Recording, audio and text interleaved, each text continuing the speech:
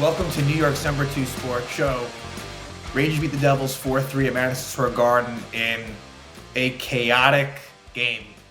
2 seconds in, we have a line brawl. So not just Matt Rempe versus Curtis McDermott, but all 5 players that were on the ice. And what ends up happening is 2 seconds in, the first fight that actually begins is between Jimmy Vesey and Curtis Lazar. So they only get 5-minute majors, but the other 4 players in each team get game misconducts. So those players were, of course, Rempe versus McDermott. Then, as well, Barclay Goodrow, Keandre Miller, and Jacob Trouba. On the Devils, of course, McDermott, as well as Kevin Ball, John Marino, and Chris Tierney. So that's the part that's crazy just from time on ice. So you ended up with, especially the defensemen, 4 defensemen on each side with, at least 25, 26 minutes and some above. I mean, in the Devils' case, Luke Hughes ended up playing 32 minutes and 49 seconds. Former Ranger Brendan Smith played 28-20. Simone Nemec, 26-23, and Jonas Siegenthaler, 26-08.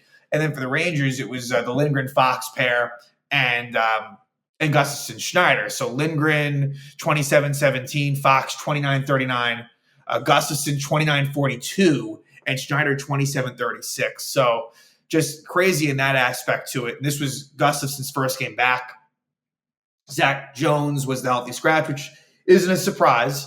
And then Johnny Brodzinski came out of the lineup and Matt Rempe came in. But I never really expected it to go like that. I kind of thought, all right, it'll be a fight between Rempe and McDermott, and that'll be that.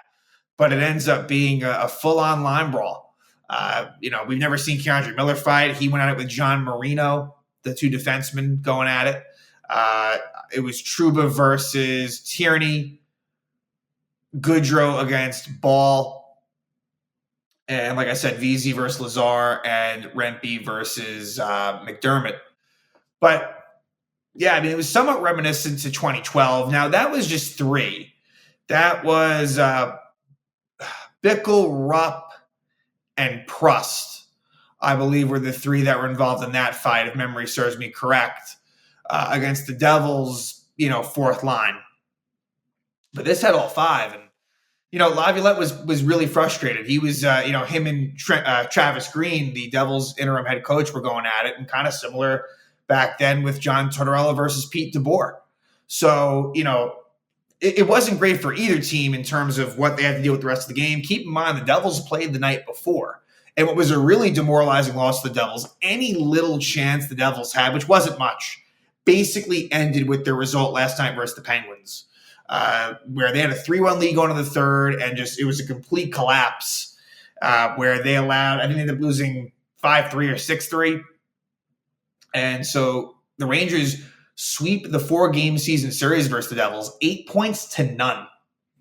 I mean, they really, which, look, last year, Devils got the better of the Rangers. And, they beat the Rangers in a best of 7-game series in Game 7, where the Rangers had the lead in the series 2-0. And so as much as you could, the next season, the Rangers were able, I'm not going to say exact revenge because it's not equal, but for what they could control, they were certainly able to get the better of the Devils, not only in the 4 games played, and that's huge, right? The Rangers get 8 points, Devils get none, but just the Rangers are right now, as we speak, they have the most points in the NHL, still 6 games to go, and the Devils are not going to make the playoffs. So, not bad as far as trying to respond the next season.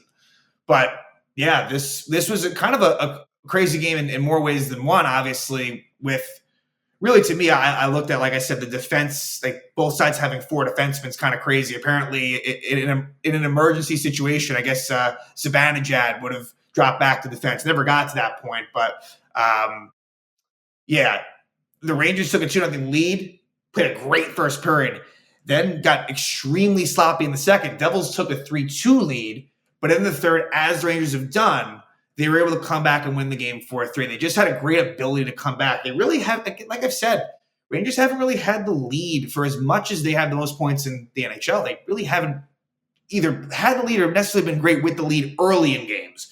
Very late in games, that's a different story. They've mainly done a pretty good job in protecting them. But, in a situation like this, up 2-0, would have liked for this to be a little bit more of a runaway.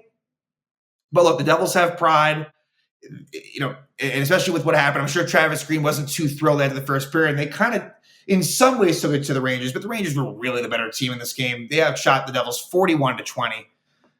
And what Artemi Panarin has done has just been insane. Like he was great again. He ends up with a goal and an assist. Adam Fox has been tremendous. Almost logged 30 minutes. He had two assists, and his good shot/pass to Kreider on the power play leads to the game-winning goal. Alexis Lafreniere's success continues. He gets a goal and an assist, and he's just looked really, really good. And, the numbers are getting interesting. I think he's got like 26 goals and 28 assists. So, 6 more games, he gets 6 more points. That'll be a 60-point season for Lafreniere. And he's only 4 goals away from 30. I don't think he'll get there, but with the way he's playing, anything's possible. And then also Kaapo Kakko, who had a really nice tying goal in the third period. I think he's been playing pretty well, a little bit under the radar. So, that was a play where, he was aggressive, knew that the defenseman, I think it was Luke Hughes, didn't have a stick, and just, makes a nice shot past Kaapo Kakkonen, similar name to Kakko. But, yeah, it was just really good to see all those things. And, as far as the lines, what ends up happening basically was Vesey would kind of slot in here and there. Sometimes he would take the place of Roslovic and play with Kreider and Zibanejad. Sometimes he would maybe take the spot of like Cooley and play with Wenberg and Kakko. Alex Wenberg, I thought, had a really good game. I thought this was one of his better games as the Rangers, and he played a lot too. I mean, his ice time jumped up dramatically. I think almost was it right around 20 minutes and 52 seconds, which is a lot more than he would like. And looking at the forwards and their ice time, to me, that was the one that kind of stood out the most. I mean, Trocheck 26-11 is crazy. Like, that's a lot too. So, the centers, really specifically Trocheck and Wenberg, played a lot more than they normally would because, again, you're only rolling 3 lines. But, yeah, this one will definitely go – this will be a game that's, of course, remembered. That's kind of how it felt when it happened. And it was very nice to win this game for a number of reasons. But to win this one, it would have – I guess maybe more so it would have hurt more to lose than it felt good to win. It's like when they were down 3-2, it's like, really, you're going to lose this one? After they had lost to Pittsburgh and just the way this game went down, it would have sucked for the Devils to still kind of somewhat have a negative effect on maybe where the Rangers' path was to go. But as they've done, it was the Rangers, I think, 9th win when trailing and at the end of 2 periods. That is pretty damn impressive. And the Devils' record, it's funny, they lost 2 straight games with leading after 2. Their record wasn't so bad when leading after 2. I mean, going into last night's Devil game, I think they must have been about 24-2-1, which is pretty good when leading after 2. But, Rangers were able to get it done in this game. So let's jump into it. So, right away, the Devils, the road team is the one that first picks which line they're going to go with. So the Devils go with McDermott, they go with their 4th line. And so the Rangers naturally respond with their 4th line. I mean, that makes sense. And everyone knew that Rempe and McDermott was going to happen. And what was kind of bullshit is that Travis Green, I think, alluded to after the game that, if only Rempe fought last game, none of this would happen. He did not need the Nathan Bastian situation from a couple games ago that got Rempe ejected. I still don't believe that deserved a game misconduct. He wasn't suspended for it, and rightfully so. Now, what Rempe did to Siegenthaler the last time, that was wrong, and he deservedly was suspended. So to say that Rempe should have fought last game, I think he did the right thing in not doing that. He just crossed the line when it came to Siegenthaler. So, of course, he was going to have to answer the bell this time. But what we didn't expect was for everyone to get involved, and that's what happened. And didn't really anticipate the idea that you had 4 players from each team ejected and some significant ones. I mean, really, Miller and Trouba from the Rangers side, and for the Devils, Ball and Marino. Not so much the forwards, although, look, Barclay Goodrow is someone who, is a penalty kill guy in this team, but I'll say it, didn't totally mind, Goodrow and Trouba. If I had to choose players that were not going to, that were only going to play 2 seconds, yeah, I would definitely say Trouba and Goodrow would be very high on that list. And I guess Rempe as well. But obviously losing Keandre kind of sucked. But, the rest of the defense really did step up. And, I thought for it being Gustafson's first game back, I thought he did quite well. So that happened 2 seconds in. And then, and I mentioned the ejections, so each one on the ice except for Veazey and Lazar. Then at 54 seconds, Jack Roslovic is called for boarding Jesper Bratt. Rangers kill that one off. Then at 4:27, Will Cooley boards Brendan Smith, which was called a penalty, but then Dawson Mercer goes in there and he's called for an instigator. It's a Cooley-Mercer fight. So it ends up being even at that point. And eventually, at 9:22, the Rangers take a 1-0 lead. It was a goal by Artemi Panarin, his 45th goal of the season from Lafreniere and Fox. So Fox keeps it in to the point where it was actually challenged by the Devils, but it was upheld. So the Devils would actually get a delay of game penalty for an unsuccessful challenge. Fox keeps the puck in. And Lafreniere is just so good at finding either Panarin or Trocheck and just kind of making that quick decision. Lafreniere, so good on his backhand. It's just the confidence is growing. It's so great to see. And he finds a wide open Panarin who scores to make it 1-0 as Kokkonen was not in position to make the stop. Rangers don't score on the power play after that delay of game. At 15:56, Tomas Nosek is called for cross-checking Braden Schneider. And right after, or soon after the power play expires, it was still the second power play unit, they get the goal. It's Alexi Lafreniere's 26th goal of the season from Wenberg and Roslovic. So nice play by Roslovic going around the net, holding the puck. Eventually, it goes to Wenberg, who takes a shot. I know Kakko was providing a little bit, not a screen, but he was right in the blue paint as well as Lafreniere. And Lafreniere is able to just kind of backhand it in behind Kokkonen. So that makes it 2-0 Rangers. At the 19-minute mark of the first, Rangers would take a penalty. Trocheck would hook Andre Palat. The Rangers would kill that off. So in terms of, there were a couple more penalties and, some significance to that. But all those penalties in the first, there was only one penalty in the second, one in the third. But now the scoring picks up even more. Second period was not a good one for the Rangers at all. And the Devils score at 2:11. Andre Palat scores his 10th goal of the season from Jack Hughes and Luke Hughes. Just a beautiful pass by Jack Hughes, who, was definitely dangerous all night long. But the Rangers did still do a pretty good job on him, but he was noticeable, I felt. And, Palat gets that goal. I should also mention Igor Shesterkin started a net for the Rangers in this one. That makes it 2-1. Then former Ranger ties it up. Brendan Smith scores his 4th goal of the season from Bratton Meyer at 9:53. This was a play where a little bit of a rough go for Gustafson and Schneider. Not going to get on them. I mean, they were playing a ton of minutes, but I think one of them fell, maybe Schneider, or maybe Gustafson was out of position. So Smith makes a nice shot, nice setup. Jesper Bratt was really, really buzzing in that second period, showing speed, looking really good, and Bratt wasn't finished. So with a 2-2 tie, a really bad play by Chris Kreider. And look, Kreider ends up getting the game-winning goal, but with Kreider, you just wonder where his head is at sometimes. And, he goes back with it, not knowing that Bratt was there. So puts the Rangers in a tough position, and Bratt makes a really nice spin around backhand pass, and Nico Hischier is able to score past Shesterkin to give the Devils a 3-2 lead. So actually all of the goals were scored on the same side of the ice. All 7 goals were from broadcast view from right to left. So they made it 3-2 Devils. And then Kreider actually takes a penalty at 15-19.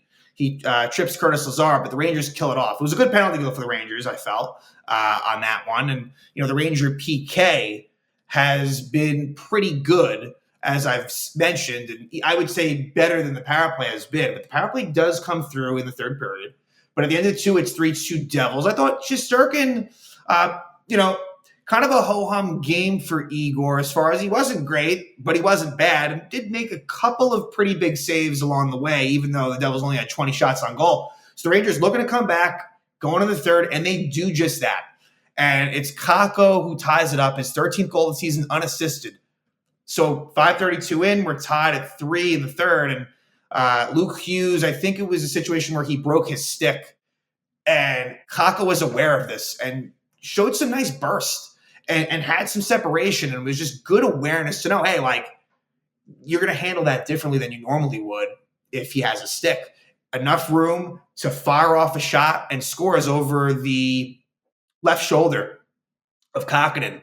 So, like I've said, if Kakko had not missed, a couple of months, he really would have been looking at similar numbers to last season and probably would have been looking at close to 20 goals. So, as much as Kakko, is never, I don't think that he'll ever live up to being the number 2 pick.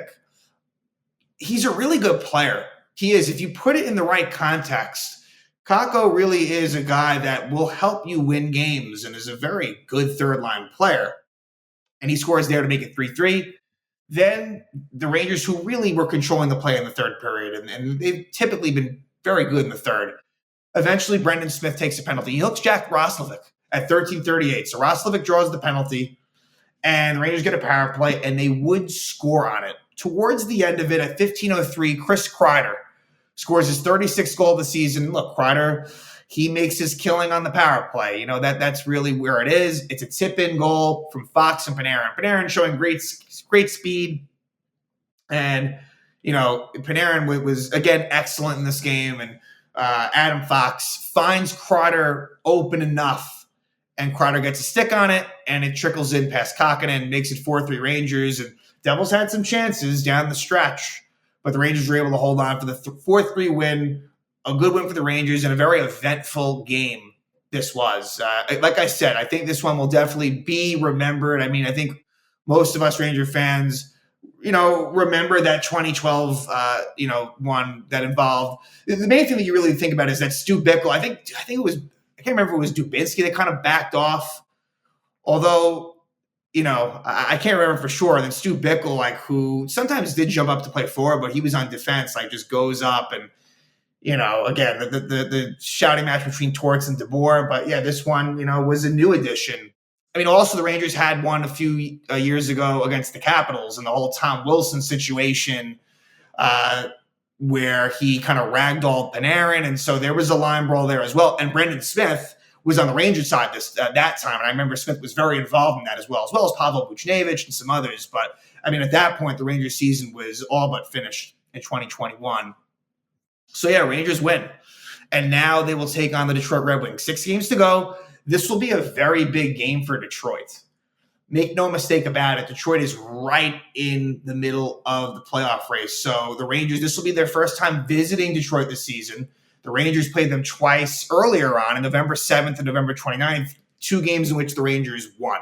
First game was more lopsided. Second game was a little more close. And so, this will be interesting to see. I can't recall if I know Patrick Kane definitely didn't play in at least one of those games, possibly both. I can't remember the timing. So this could be the Rangers' first game against Kane since he's been a Red Wing. But either way, 6 games to go. Still a lot to be determined. Rangers had the most points in the NHL, but there's, certainly a few teams whether it's division, conference, or just overall league that are right there, whether it's the Stars, the Bruins, the Hurricanes, and a few more teams as well. So, still important for the Rangers to win games. They're going to, they're going to lose some down the stretch. That's just inevitable. But hopefully they can do just enough to, at the very least, win the conference. That's kind of, to me, what the goal should be. And can they keep up the intensity? Certainly this game had lots of it, but of course there were lulls as well, as we saw in the second period. But the Rangers were by far the superior team against the New Jersey Devils. So again, you had an opening line brawl, started out, and this game had just about everything. The Rangers are able to come back from behind. They beat the Devils 4-3 at Madison Square Garden.